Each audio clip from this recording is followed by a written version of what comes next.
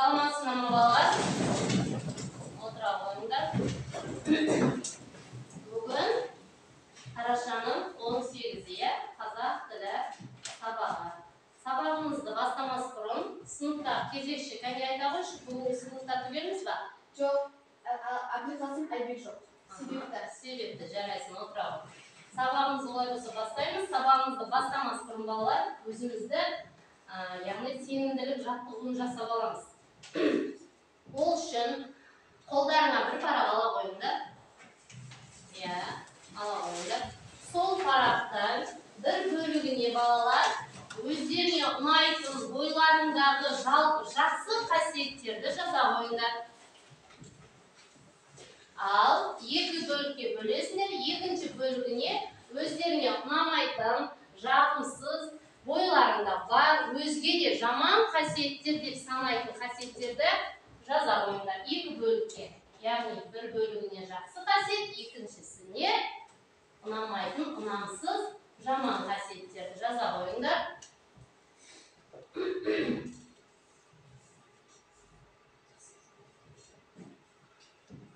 Енді сол жаңағы екі бөлікке бөлген қасиеттеріңдегі екі бөлікке бөліп жыртып алып, өздеріне болашақта көмектеседі-ау, мен жақсы азаматша болып өсемін деген бөлігін өздеріне алып қалып, ұнамайтын бөлігін умаждап, алдарындағы кішкене қоқыс жәшік деп қойған жәшікке сала қойыңдар, мұржында. Өздеріне ұнамайтын қасиетті балалар. Яғни біз болашақта қандай боламын деп, мен жомарт боламын, ақылды боламын, білімді боламын, мен білімдімін, зерекпін, мейірімдімін деген сияқты қасиеттер жалпы жақсы қасиеттер, балалар, сондай қасиетті не істейміз? Өзімізге алып қаламыз, ол келешекте біздің өсіп өнімізге жақсы азаматша болуымызға көмектесетін қасиеттер екен. Яғни біз келешекте қандай азамат боламыз? Сенімдіміз ба? Өзімізге алып қалған қасиеттер бойынша біз келешекте сондай боламыз деген сенімменен сабақты не істейміз? Бастаймыз. Жақсы. Олай болса, өткен сабақта біз сендерге мен сұрақтар бергенмін, сол сұрақтар төңірегінде сұрақ-жауап әдісін не істейміз? Өткіземіз. Ол үшін бірінші сұрақ: қандай ұлы адамдардың достығын білесіңдер? Кім жауап береді? Үй тапсырмасы ретінде беріп жібергенмін. Сұрақ-жауап. Дана айта ғой. Мағжан Жұмабаев пен Максим Горкийдің шынайы достығы. Мағжан Жұмабаев пен Максим Горкийдің шынайы достығын біледі екенбіз. Және кім айтады? Жаннұр. Мұқағали Мақатаев пен Шоқан Уәлихановтың шынайы достығы. Жарайсыз. Сол бойынша анықтадыңдар? Жақсы. Және кім? Бекжамал. Абай Станбаев пен Илья Достоевскийдің адам достығы. Сол бойынша кішкене ұзағырақ дайындалып келген жерің бар ма? Олардың арасында қандай достық болды? Олардың арасында шынайы достық болды. Жақсы, отыра ғой. Келесі кім айтады? Жеңіс. Абай Құнанбаев пен Евгенийдің достығы. Ол туралы айтып кететін болсам, Евгений Абайды өзінің ұстазы ретінде көреді. Және де Абайды өздерінің бір кітапханаларында кездесіп қалып, ол жерде достасып, өмірдің соңғы күніне шейін хат жазысып жүрген. Жақсы, тамаша, оны біз Абай жолын жаңағы романын оқыған кезде соны кеңірек біліп, ұғынып түсініп алады екенбіз. Жақсы, келесі сұрақ. Достықты сақтап қалу үшін не істеу керек деп ойлайсыңдар? Достықты сақтап қалу үшін, Алмат.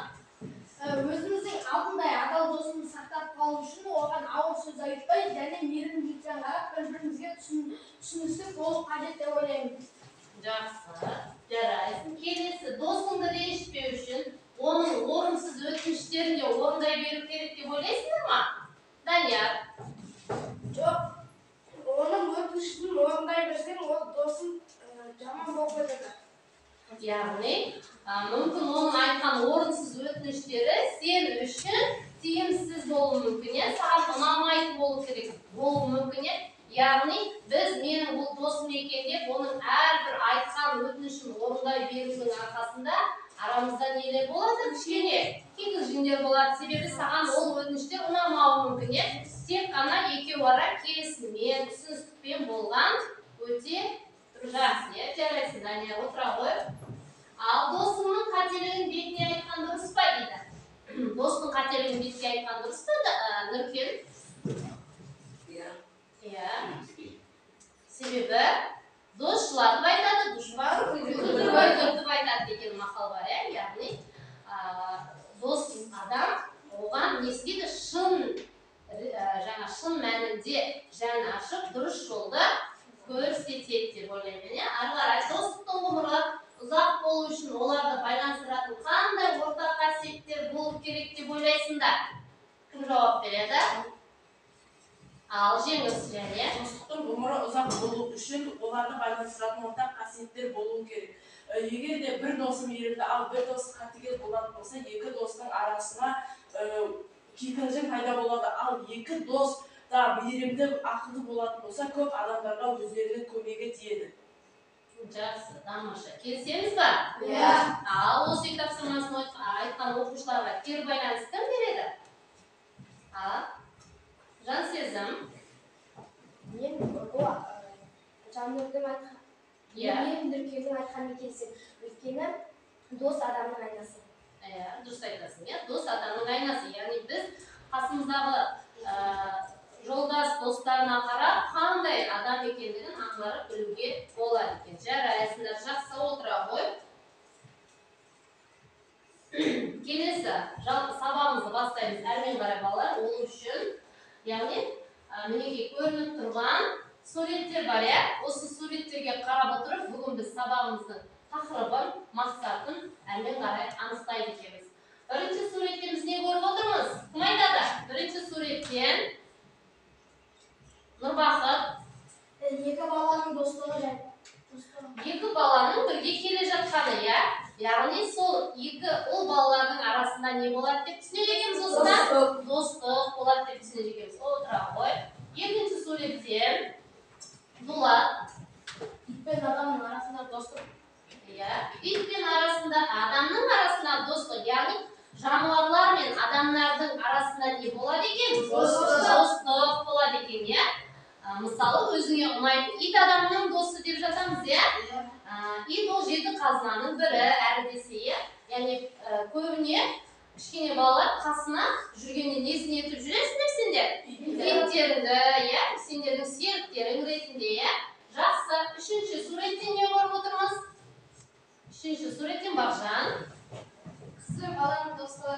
Қыз бен бала екеуі не істеп тұр? Достасып тұр. Яғни қыз бала мен ол баланың арасында да достық болады деп түсінеді екенбіз, Жақсы, осы суреттерді байланыстыра отырып, біз бүгінгі сабағымыздың тақырыбы не жайында екен? Достық. Яғни біз өткен сабақта өткен ұлы адамдардың достығы деген тақырыптың келесі қорытынды сабақ, Жаңа айттық, біз өткен сабақта ұлы адамдардың достығы жайында біз не істедік? Білдік, түсіндік. Жаңа өздерің айтып кеткендей, жаңа Абай менен кімнің еді? Евген еді. Міне осындай ұлы адамдардың арасында достық жайында мәтінмен танысқанбыз, білеміз, Сол сабақтың қорытынды сабағы. Яғни бүгінгі сабағымыздың тақырыбы ұлы адамдардың достығы екен балалар. Сабағымыздың мақсаты анықтап аламыз. Тыңдалған мәтіннің мазмұнын түсіну, ұсынылған ақпарат бойынша факт пен көзқарасты ажырата білу. Еліктеуіш сөздердің мәтіндегі қолданысын түсіну. Біз тыңдалыммен қазір жұмыс жасаймыз. Әрмен қарай, еліктеу сөз. Біз өткен сабақтарда білесіңдер, еліктеу сөздерді өтіп жатырмыз, Және еске түсіру мақсатында бері қараймыз. Еліктеу сөздер дегеніміз табиғаттағы әр алуан құбылыстардың, яғни дыбыстардың, еліктеуден пайда болған сөздер екен. Және ол табиғаттағы әр алуан құбылыстардың жай-күйін, қозғалысын көру арқылы пайда болған сөздер. Яғни олар екіге бөлінеді балалар. Еліктеуіш сөздер және бейнелеуіш сөздер. Еліктеуіш сөздер ол жаңа айтып жатырмыз, дыбыс дыбыстардан, еліктеуден пайда болған дыбыстардан шыққан сөздер, мысалы тарс, торс, сарт, сорт дейді. Ал бейнелеуіш сөздер біз оны көру арқылы байқайды екенбіз. Мысалы ербең, бал деген сөздер, қалш, күн, жақ еткен деген сөздер ол бейнелеуіш екен. Жақсы, осы еліктеуіш сөздер бойынша біз жаңағы сабағымызды жүргіземіз арасында. Ал енді жаңа айтып жатырмын тыңдалым, мақсатымызда, сол тыңдалым алды тапсырмасы біз, яғни Абайдың бір сөзіменен бастағым келіп тұр. Жаман дос көлеңке, басыңды күн шалса, қашып құтыла алмайсың, басыңды бұлт алса, іздеп таба алмайсың. Яғни бұл жерде не айтпақ болды Абай? Айтамыз, кім айтады? Бұл бір, Ақнұр? Жаман достың қандай екенін айтып жатыр, Жаман дос өзіңе көмектеген кезде, өзіңе қолғабыс болатын кезде, жаман дос қасында табылмайтын. Ал жақсы дос болса, қандай себеп болса да, қандай көмек болса да, ол жақсы дос сенің қасында қолғабыс етіп көмектеседі. Жақсы, дұрыс, жарайсың. Яғни жаман дос ол көлеңке деп жатамыз. Сенің басыңа бұлт шалған кезде, басыңа іс түскен кезде сен оны не істемейсің? Таба алмай қаласың, Ал сенің жағдайың жақсы болып, саған бір басқа өзің жайма шуақ кездері, жаңағы саған өзіне пайдасы бар кезде ғана сенің ол қасыңнан табылар деді. Яғни осыдан шығады, өмірде амал достық және адал достық бар екендігі. Жарайсыңдар. Ал енді тыңдалым балалар, тыңдалымды мен оқып беремін. Тыңдалым тапсырмасын оқимыз. Мұқият болып тыңдаймыз. Сол тыңдалым барысында біз жаңа сабағымызды, жаттығуымызды орындаймыз. Тыңдай қойыңдар. Екі дос деген тыңдалым балалар. Ертеде ел арасында жаугершілік жиі болған кезде қазақтың екі жауынгері төс қағысып дос болады. Бірде әскерлер бір өзеннің бойына шатыр тігіп дамылдайды. Сонда тұтқиылдан жаудың қаптаған қалың тобы шабуыл жасайды. Тонаған мал мүліктерін тиеп әкетеді. Қолға түскен қазақ жасағын айдап әкетеді.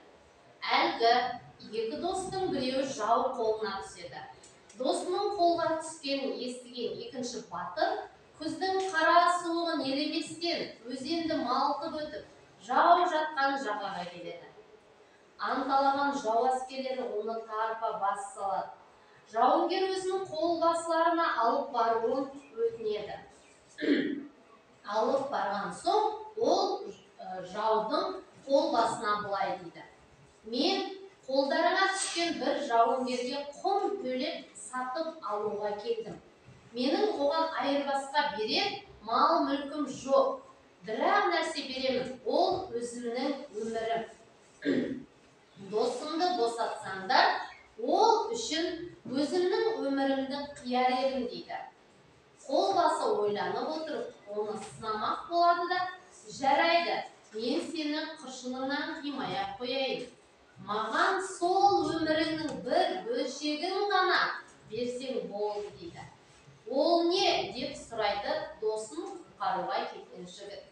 Маған сенің көздерің керек дейді қолбасы. Ол да болсын, көзімді ал да досымды босат дейді жігіт. Ол болсыннан сүрінбей өтеді.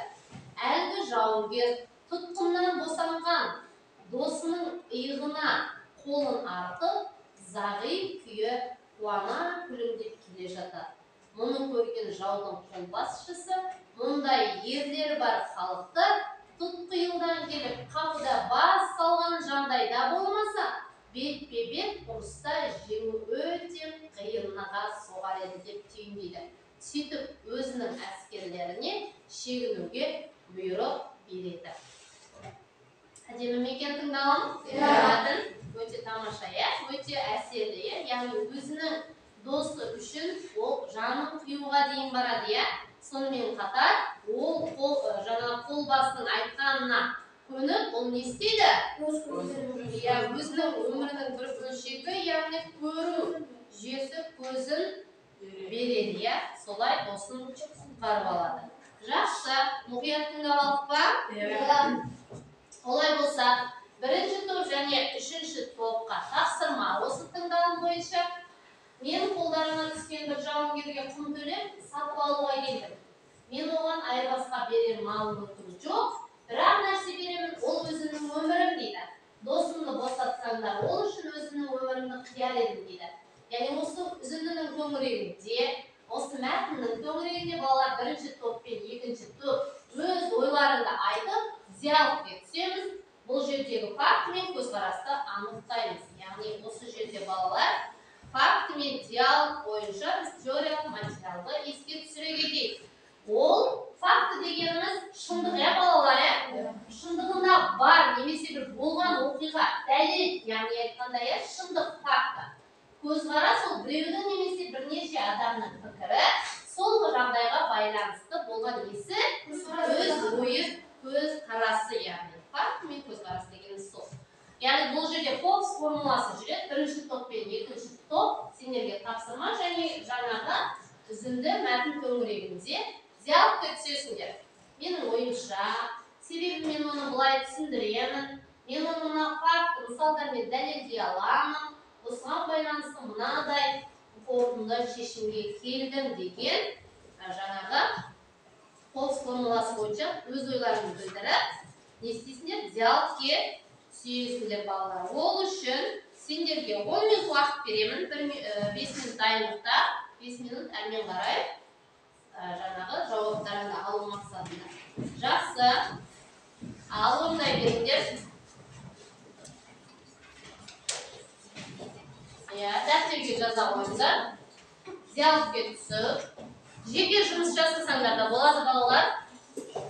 Себебі диалог жеке жұмыс, әрқайсысы өздері бүгінгі күнді жазып балалар, кешірімдер айтпақшы, бүгінгі күнді жазып, сабағымыздың тақырыбын жазып, әрмен қарай тапсырманы орындай қойыңдар.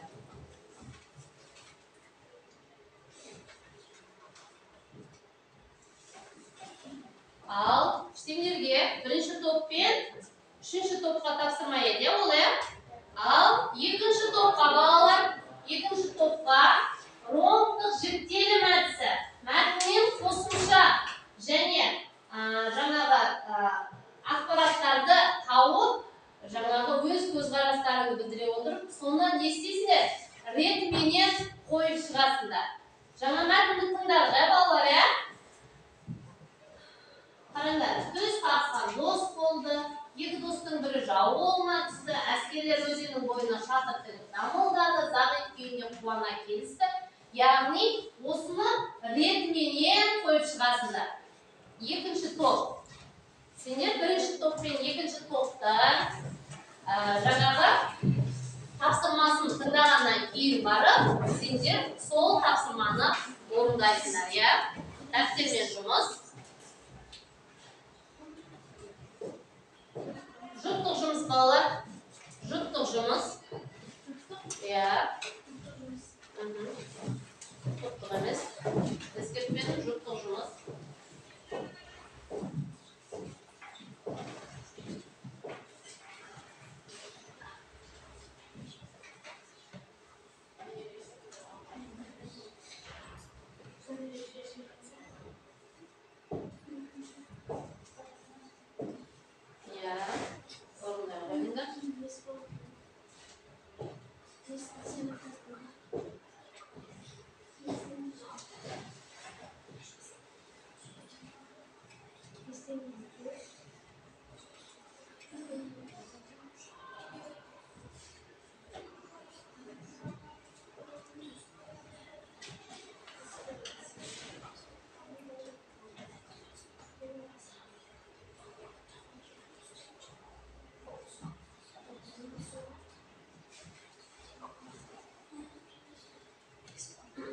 Dayımız ba?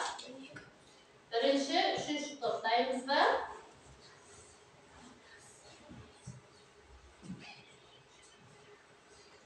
Vaqt ketadi bolalar.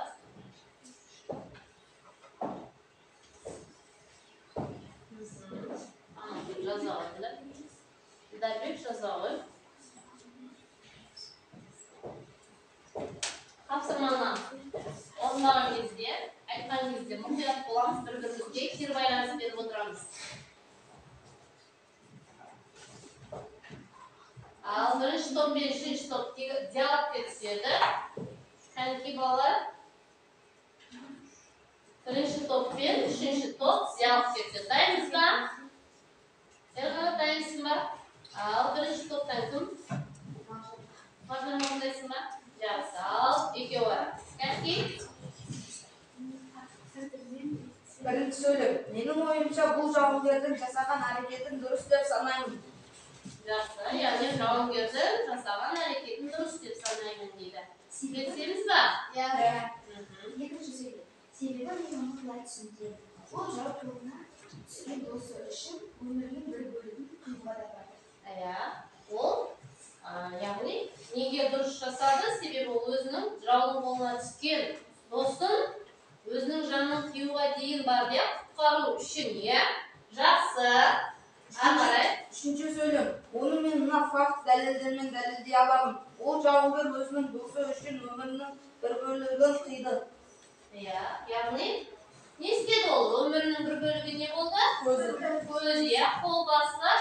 Оған айтқан жаңағы досымды жібер, мен өмірімді қидым деген кездегі оны сынау үшін айтқан сынағынан да өтті, иә, ол, яғни өзінің бір бөлшегі жаңа айтып жатқандай көру жүйесі көзінен айырылып досы үшін өзінің жаңа жанын қиюға дейін бар, иә? Жақсы, ары қарай. Соңғы сөйлем. Осыған байланысты мынадай қорытынды шешімге келді. Әрбір адам өз досына адал болуға білу керек. Ешқашан бір-бірлерін ренжітпеу керек. Қиындықта бір-бірінің жағынан табыла білу керек. Бір-бірлеріне әрдайым қолдау көрсету қажет. Жарайсың, жақсы. Ал Ерғанат пен Армажанға кері байланыс береміз ба? Кері байланыс. Алмат. Мағжан мен Ерқанатты қорғап шыққан боксшылар болатын мен дұрыс деп санаймын. Себебі бұлар төрт сөйлемді де өздерінің жақсы ойларымен дәлелдеп шықты. Өздерінің фактыны көрсетіп, өз көзқарастарын ашып көрсете білді. Жарайсыңдар, отыра ғой. Ал екінші топ ромбтық жіктелім әдісі бойынша дайынсыз ба? Дайынсыз ба? Жарайсыңдар. Кән сендер жауаптармен салыстыру үшін дұрыс жауабын шығарып қояйын. Кәнекей оқи қойыңдар. Иә, өздерінің жауаптарын оқи қойыңдар. Көз қарасқан дос болады. Дұрыс па екен? Иә. Екі достың бірі жау қолына түсті. Екі достың бірі жау қолына түсті дейді. Дұрыс па екен балалар? Жоқ, иә. Ал әрмен қарай оқи береміз. Жауапқа қарамаймыз балалар сендер. Қолға түскен Жоқ, өзіңнің жауабыңды оқи қой. Біз сен оқи бер өзіңнің жауабыңды, Балмат. кейін шатыр әскерлер өзеннің бойына шатыр тігіп дамылдайды. Жақсы, ол екінші болу керек еді. Ары қарай. Тонаған мал мүліктері тиіп кетеді. Қолға түскен қазақ жасағын айдап әкетеді. Екі достың бірі жау қолына түседі. Өмірімді қияр едім. Көзімді ал да досымды жібер дейді. Зағип үйінде қуана күлімдеп келе жатады. Ертеңден ұрыста жеңу мүмкін емес деп айтады. Ал сендердікі дұрыс па осы? Жауапқа қарап айтып отырсыңдар. Ал өздеріңнің жауаптарың қалай болды? Иә. Жақсы, иә. Біз жаңа басында біреуінде не істедік? Қателесіп кеттік, иә? Жақсы. Жарайсыңдар. Яғни біз бұл тыңдалым мәтінінде оққанымыз не болды?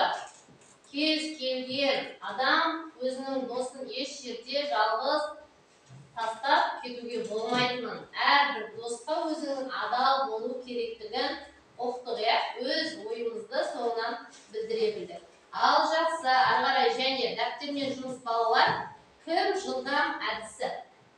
Оқулықтарында бар, оқулыққа шыға қойыңдар. Иә.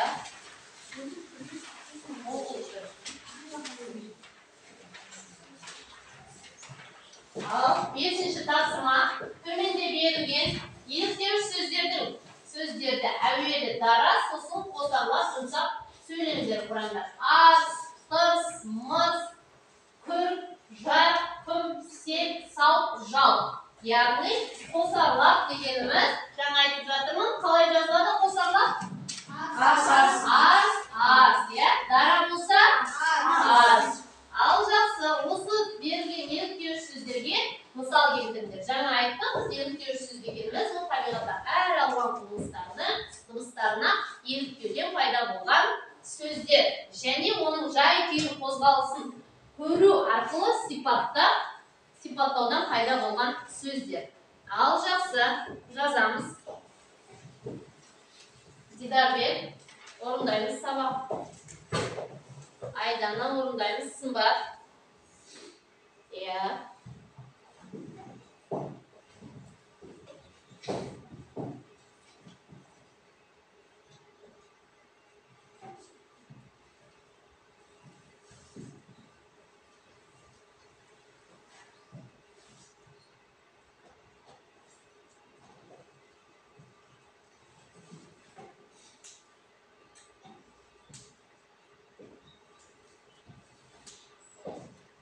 Сабаққа өте жақсы қатысып отырған балалар жарайсыңдар. Ал баяу қатысып отырған оқушылар кәнекей осы тапсырма бойынша тапсырманы орындап жауап беруге тырысамыз.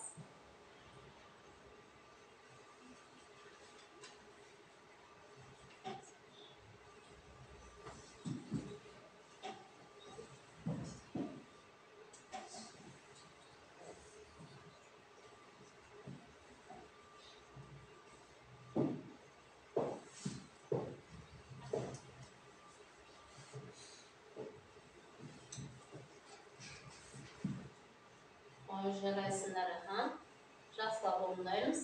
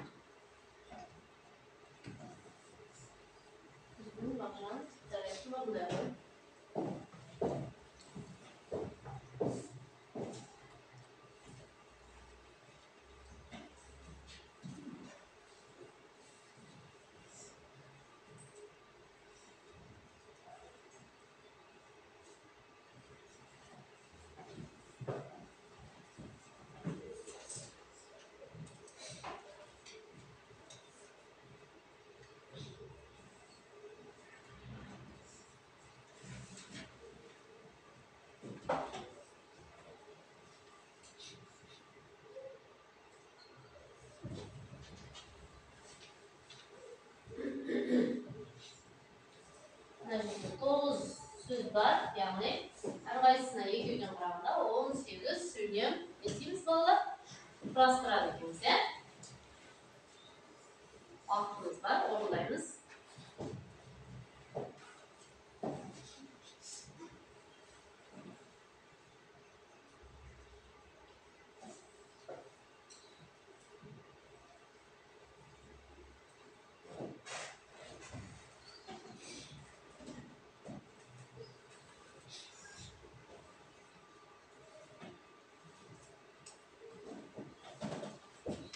Өткен сабақтарда да балалар бейнелеуіш, еліктеуіш сөздермен жұмыс жасағанбыз. Қиындық ешқандай да тудырмайды, иә?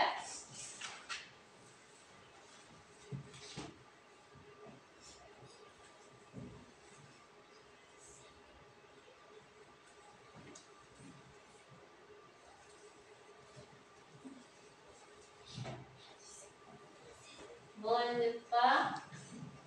Оқып шығамыз, барлығымыз оқып шығамыз, иә, бір-бірімізге. Кері байланыс береміз.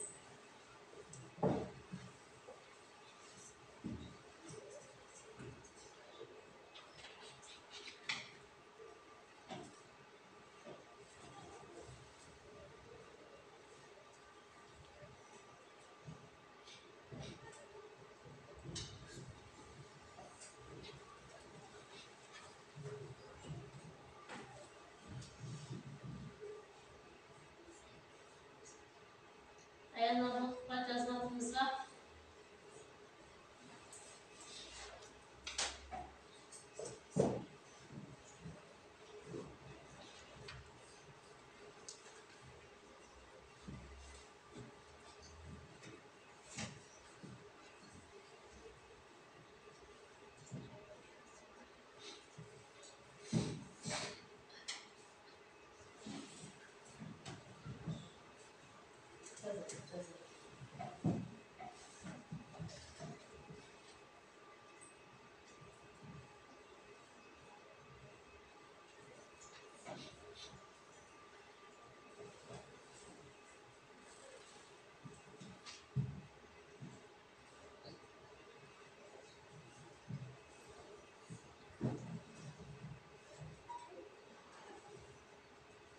Болды па? Жарайды, оқи берейік, иә?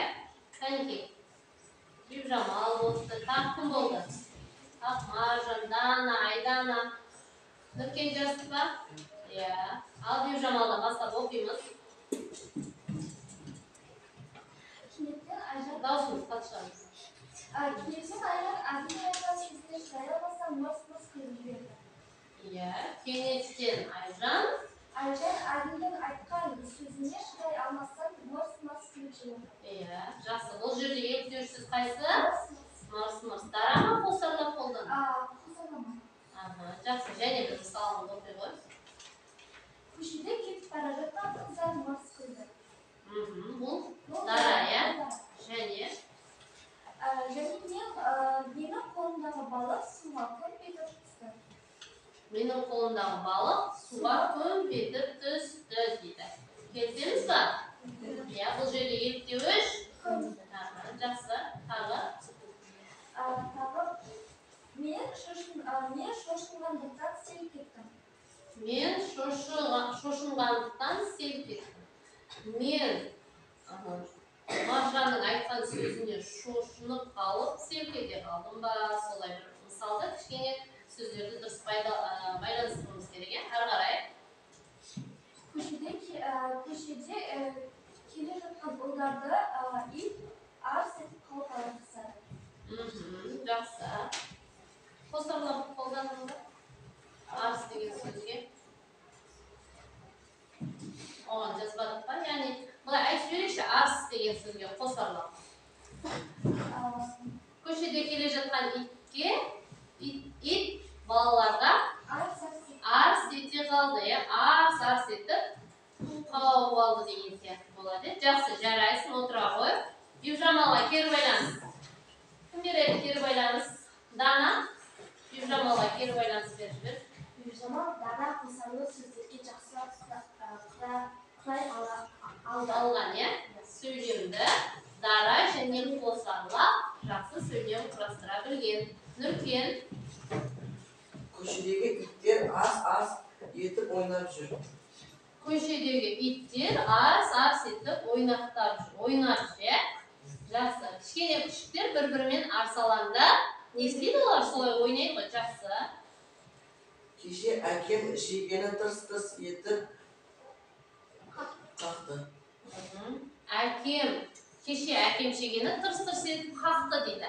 Кім кері байланыс береді осы сөйлемге? Ерғанат. Бұл сөйлемде Нүркеннің бұл айтқан сөйлеміне дұрыс деп байқамаймын, өйткені шеге тырс-тырс деп дауыс шығып қалған болған. Иә. Кішкене сөйлемді дұрыс құрастыру керек. Жарайды.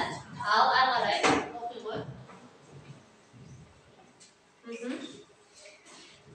Ағам таңертең күрт-күрт жөтелді. Ағам таңертең күрт-күрт жөтелді. Жақсы, иә? Жарайсың. Отыра ғой. Ал Ақнұр. Оқимыз, бәріміз оқимыз.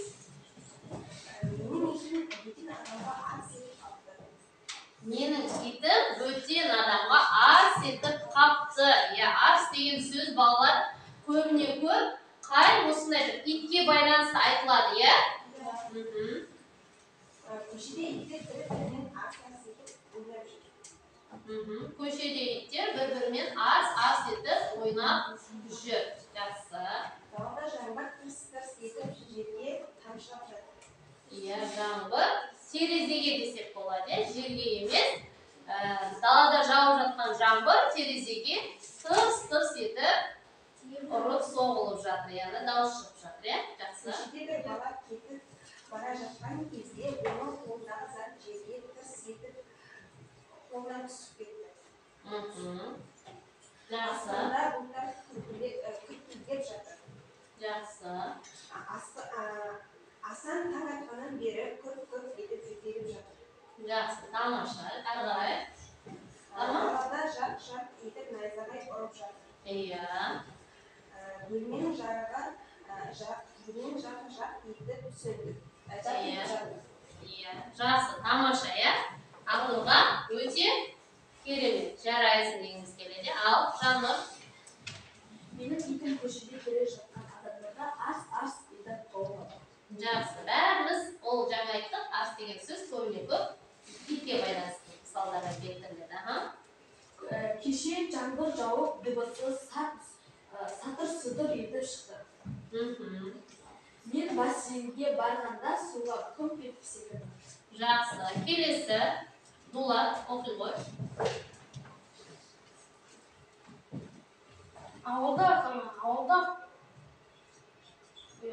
қаңғыбас иттер маған қарай арс-арс етті.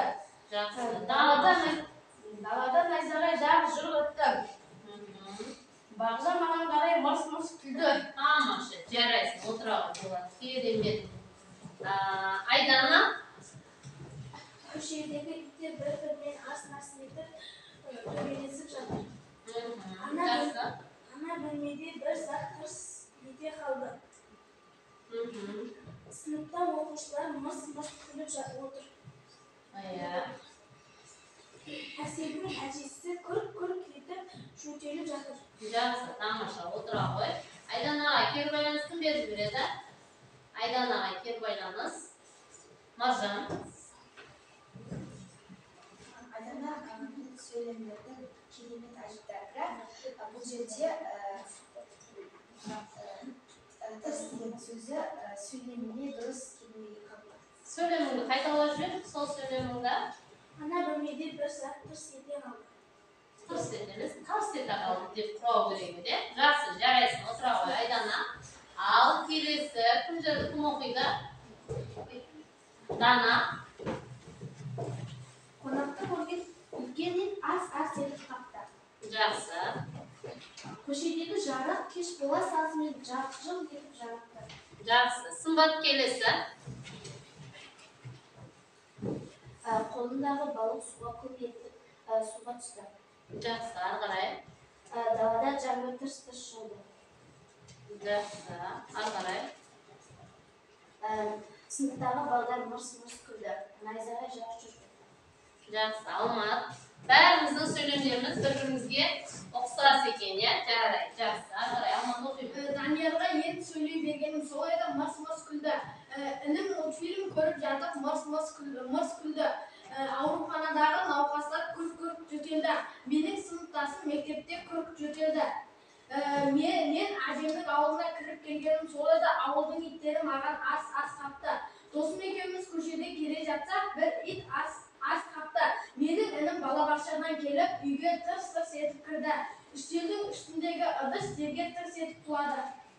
Жақсы. Кері байланыс кім береді? Жаннұр. Алла барлығын жақсы орындаған, бірақ бір сөйлемі ұқсаспай қалған. Інім балабақшадан келіп, тарс-тұрс етіп жүріп келді.